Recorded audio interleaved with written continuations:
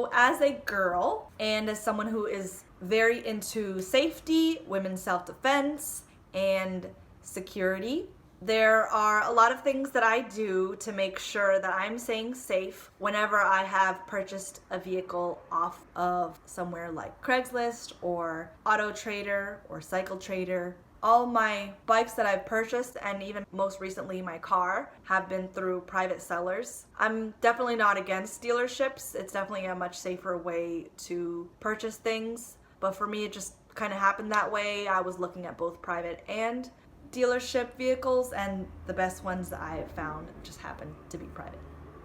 These are some of the things I do to make sure I'm being safe. One thing is get the vehicle's VIN number. That way I can, if it's a bike, I can look up all the details of the bike, where it was made, make sure it's not a salvage title, make sure there aren't any red flags with it. And I also make sure to get the person's full name so I can find them on Facebook or LinkedIn. Make sure they look like someone I would want to purchase a vehicle from. Usually I don't need to ask. I've gotten full names in email signatures, so I've just been able to look the person up. But if they didn't, I would ask them.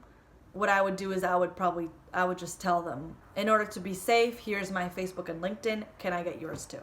And of course, if they don't send me one, then bye Felicia. Another thing that I'll do is meet in the daytime and bring someone and tell the person that I'm bringing someone. And also the first day I don't bring cash. The place I choose is either a police station parking lot or a bank.